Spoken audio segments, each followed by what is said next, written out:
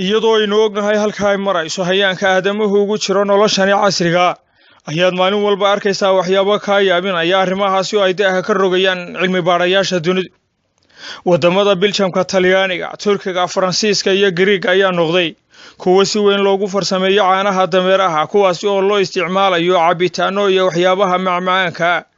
iyo in laga sameeyo labeenta caanaha dameeraha saabuunta iyo waxyaabaha kale ee la isku qurxiyo kuwaasi oo xataa lagu barxo laguna daro maandooriyaha alkohosha halka la tiray caanaha dameeraha ayaa kor sii kacaya isagoo maraya $16 wadamadaasi aynu kor ku soo sheegnay wadanka Talyaaniga oo noqday muddooyinkii ugu dambeeyay mid si weyn loogu dhaqdo dameeraha ayaa ku sii socday in qoys kasta oo ku nool dalkaasi uu dhaqdo dameeraha si ay u isticmaalaan hilibka iyo caanaha dameeraha wargeyska Telegraph ee ka soo baxa magaalada London ee cariga dalka Ingiriiskuna ayaa ka hadlay arrintani ayaa sheegay in cilmi baarayaasha ka tirsan jaamacadda Napoli University ee dalka Talyaanigu ay daaha ka rogeen arrin cajiib mudan arrintaasi oo ah in caanaha dameeraha ay ku jiraan faa'iidooyin badan oo xagga isku daaweynta ah iyo in waliba loo isticmaalo cabitaan ahaan kuwaasi oo ay sheegeen cilmi baarayaashu inay si walba uga faa'iido badan yihiin caanaha looda cilmi baarayaashu waxay kaloo u sheegeen in caanaha dameeraha ay ku jiraan sokor badan iyo dufanka oo ku yarma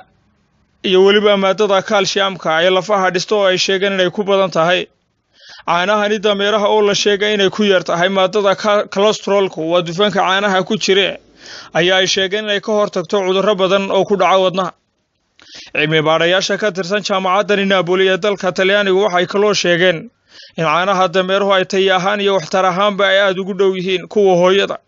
kuwaasi oo si weyn wax uga taraya carruurta xasaasiyadda ka qaada caanaha looda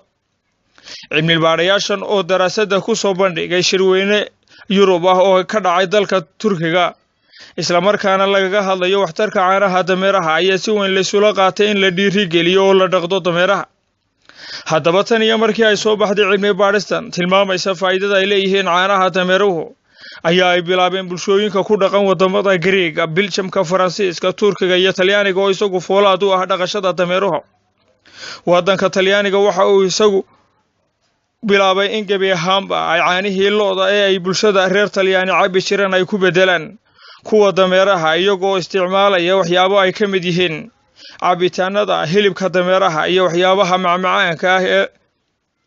ugu caansan yahay buskulka loo yaqaan orolatiga ee lagu farsameeyo warshadaha dalka Talyaaniga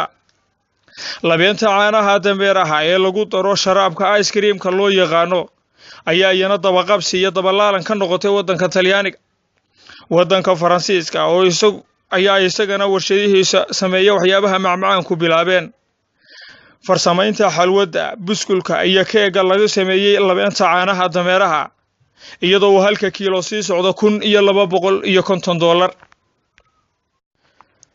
iyadoo aynu ognahay halka ay marayso hayaanka aadamuhu ugu jiro noloshani casriga